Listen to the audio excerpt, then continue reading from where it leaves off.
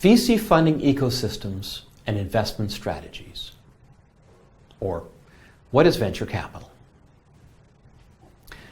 Let's start by answering some basic questions that some of you may be asking, like, what is venture capital? And how do venture capital funds operate?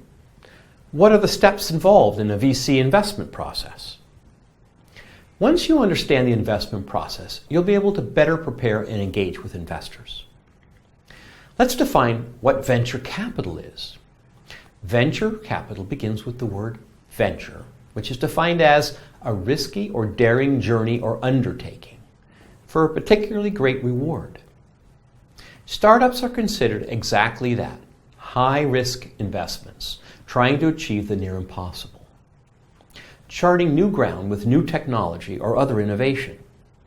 Creating or capturing a huge market with a product or service that solves a huge pain for its customers, that customers are willing to buy, find, activate, use, and tell their friends about.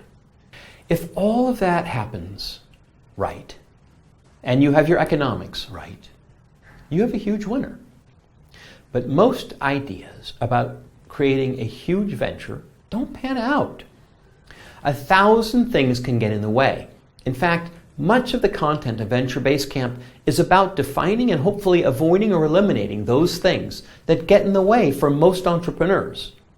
But the reality still exists that less than 25% of the best ideas run by the best entrepreneurs will succeed. So no matter what you do, this is a big risk. This is what venture capitalists are thinking about. They get this. Yet they still invest. They invest where no one else will, like banks.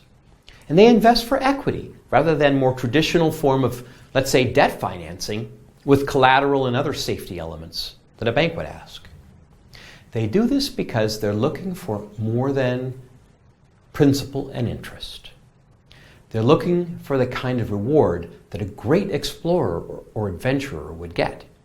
They're treasure hunters, and you and your startup are the treasure.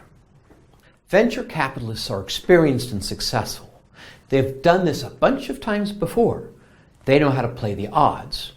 They're long-term investors, accepting that an investment could take 5, 7, 10 years or longer.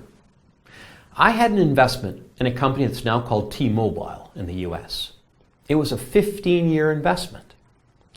Luckily, it returned over 100 times the invested capital, but it was a long wait. At the same time, venture capitalists understand that a lot of their investments will fail or generate a small return. To offset the losses in poor returning investments, they're counting on a few big wins. That's why they won't seriously look at your investment unless you can be a big win. If they don't see that possibility, they'll walk away. That may seem crazy to you. Many entrepreneurs say, wait a minute, if I can generate a 3x return on your capital, that's a pretty good bet.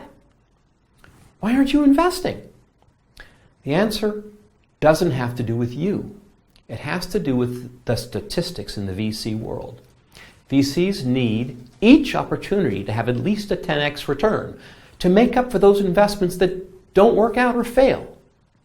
95% of all investments don't hit their projections, they don't hit their numbers, their forecasts. On average, the successful ones do about 30 to 50% of the expected results that entrepreneurs talk about. So if you predicted a 3x return and you do 30% of the perspective that you gave, the projections that you gave, you'll barely be able to pay back the principal of the investment. This is simply the way the industry thinks and operates. You'll hear a lot about venture capitalists following patterns. They learn what works and what doesn't.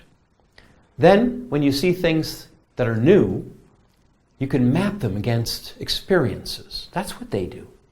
This is why many of them don't invest outside of their experience window. They'll often tell you, that's not in my wheelhouse, meaning they don't have experience in that particular space.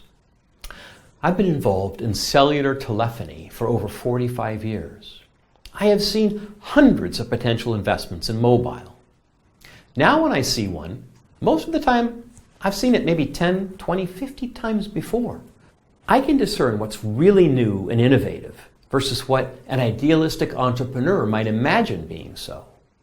I also know when I see a real, new, novel, and breakthrough innovation. I can match that up against the risk assessment of the entrepreneurial team and their ability to execute against all odds. It's also important that you're aware of the difference between a lifestyle business and a startup. I've talked about this before. It's important because while a VC expects 10 times and hopes for 100 times, maybe even 500 times their money, that's not possible in a lifestyle business. Don't get me wrong. You may be building a great, solid lifestyle business, but it just isn't a VC-backed business. It's better to learn this now, early. In the VC world, investors think about big wins. They talk about the investments of how a $50,000 investment in Amazon yielded $500 million a few years later. Well, a couple of decades later. By the way, it's worth $3.8 billion now. $50,000. Pretty exciting. So the possibility's there.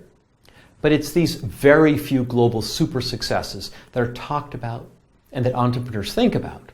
Oh gosh, that's great. I should be able to get that investment in my startup and do the same thing. And that's where you'll start having unrealistic expectations for your startup. Remember, you're one of an average of 543,000 new businesses started every month. Amazon and the others you hear about in the magazines are 1 in 100 million. So stay real, stay grounded. It's a long and hard process.